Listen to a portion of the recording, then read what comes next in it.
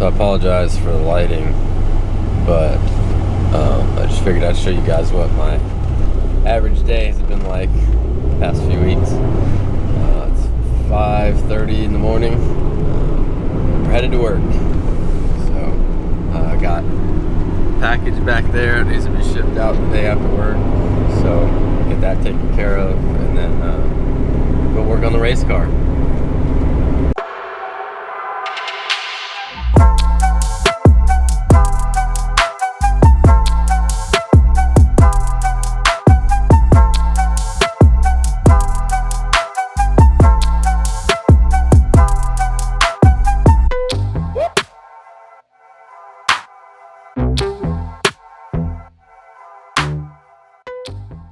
Alright, so it is 4:10 p.m.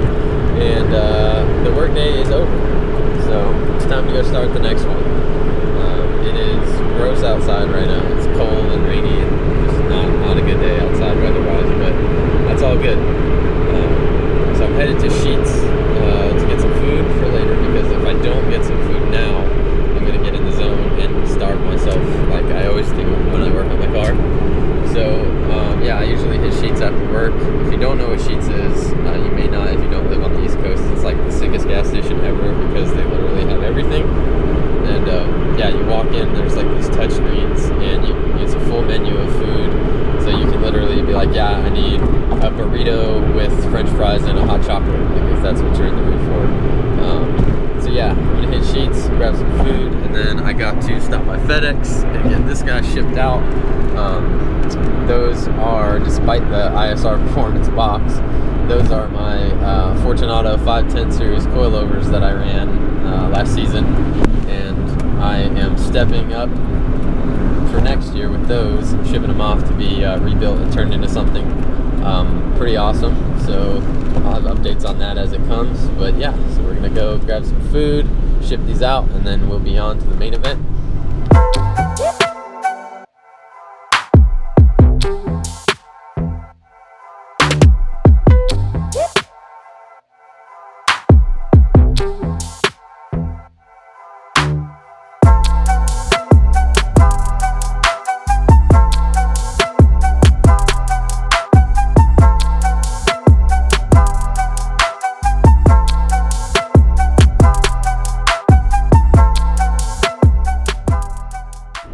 Okay, so before I get there, and before I run out of light entirely, I hope this still looks okay, I want to talk real quick about where I'm going.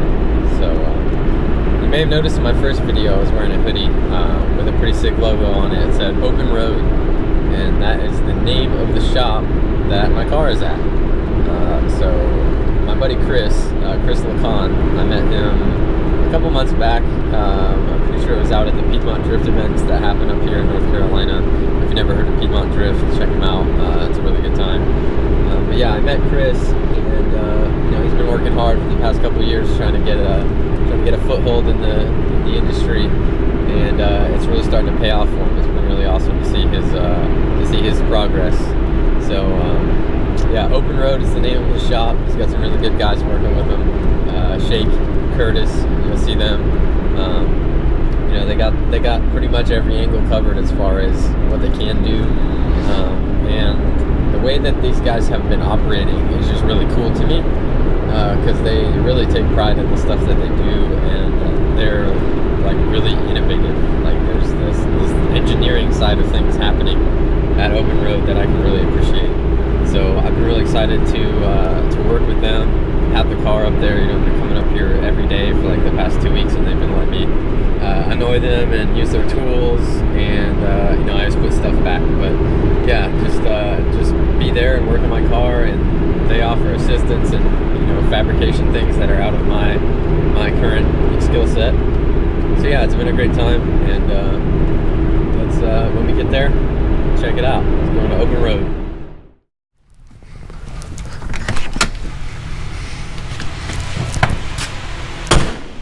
All right, we are here at Open Road.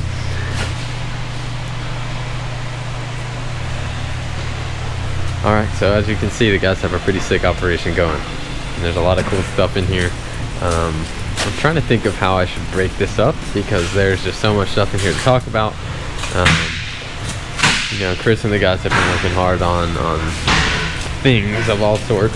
I guess let's start over here. We got this shop squad over here. This is Shaky's car. If you've ever been to Piedmont Drift or heard of Piedmont Drift, you know, like I was talking about earlier, you've probably seen this car.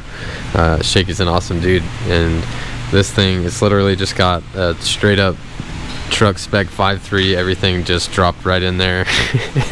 And yeah, it rips. He's got the 280Z fiberglass front end on there. He's a big Z guy, so yeah, I mean, he has a ton of fun with this thing.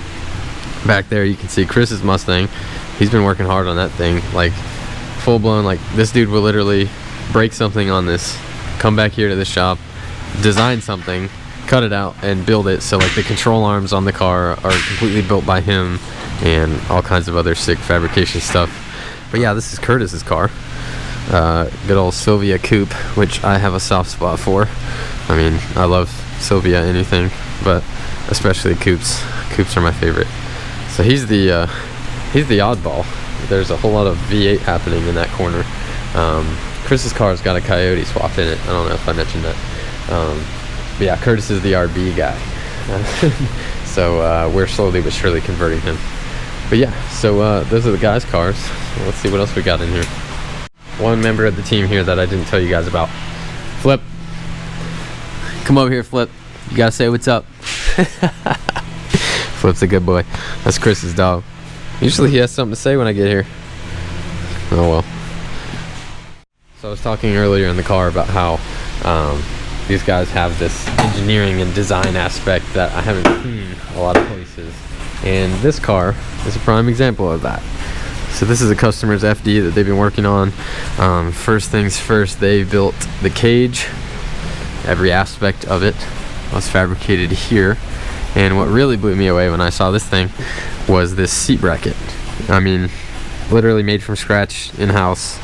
Like, seat brackets can be such a pain because, you know, you got to order ones that fit, and a lot of times they're not low enough. But I mean, this is an individual piece that Chris designed and cut out. This is an individual piece. I mean, literally, like, this was designed by Chris and cut out. So everything here is just one-off, made for the car, to work with the car, and it's freaking awesome, to be honest. We got more customer stuff going on here. Really sick LS coupe, Wise Fab, lots of sick parts. Hey Curtis. Hey Chris. Flip again. Alright, so the time has come, after all this stuff I've been talking about actually owning a drift car. The rumors are true. Here she is, in all her glory. So this is my 1992. I swear every 240 I've ever owned has been a 1992. It's an S13 coupe, pretty standard issue stuff.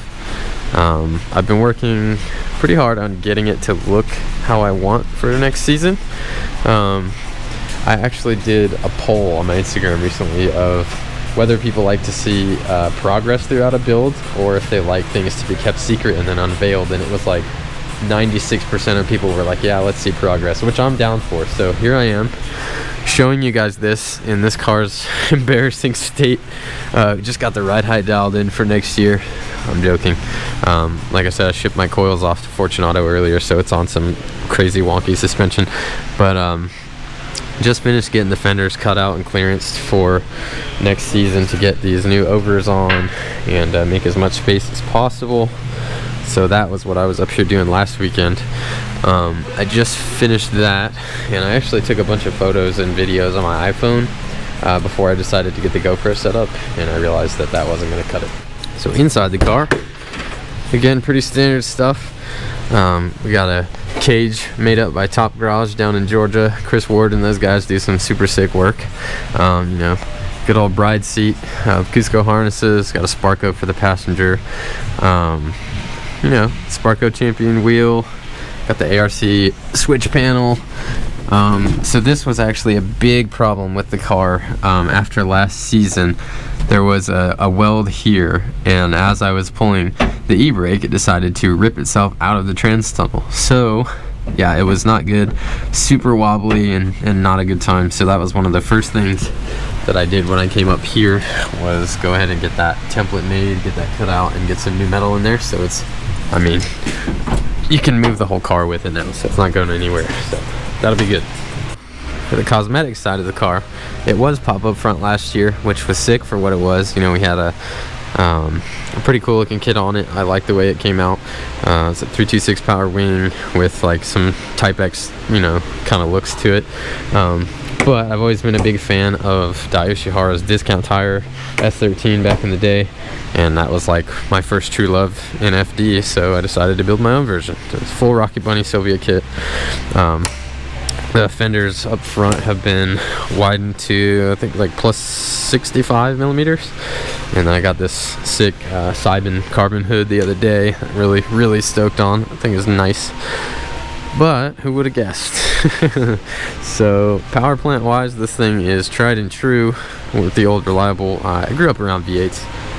My dad had a 55 Chevy with a big block 454 and a roots blower and all that good stuff. So I don't know, it's just kind of like, you know, regardless of all the hype, I've always been a V8 guy. You know, I love a good cammed V8, and it just does something for me. So yeah, I got a 5.3 here. It's all just, you know, stock bottom end stuff.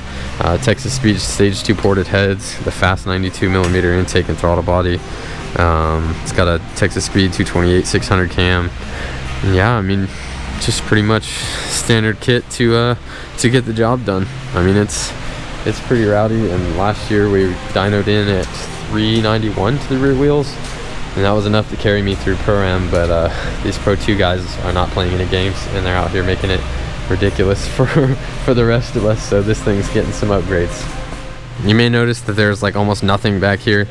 The fenders have been cut out. I had a lot of fun with walls last year, so this whole rear end is kind of trashed. I mean, I did what I could to get it back together. Here's the rear overs that were actually on it, so you can see that corner is bashed up, and that corner is bashed up, and yeah, the fender, or the bumper was like totally destroyed. So yeah, but we're getting this stuff cut out, everything that we don't need, so that we can go ahead and start working on what we do need for next year.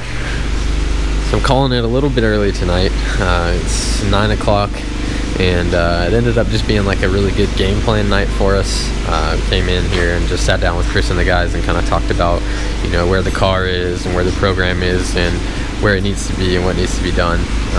Obviously, we've got a ton of work to do, not a whole lot of time to do it, but you know, it can never really be too early with this kind of stuff. So the season coming up, I believe the first round is in May of next year, but that's to be discussed later, because I mean, we got so much stuff to get done in the moment.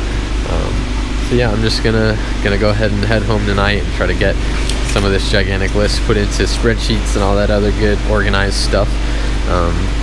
But yeah, hopefully you guys have enjoyed what you've seen so far, and if you are watching this, you know, I appreciate that. That's awesome that I can share this with you guys. You know, I'm excited to have that passion back for the YouTube videos and things. So you know, I love reading comments and responding to people, so you know, do that thing, and let's talk about it. Plenty of cool things happening here, and I'm excited to share all this stuff with you guys and just be kind of like a live build thread as we go. So looking forward to it.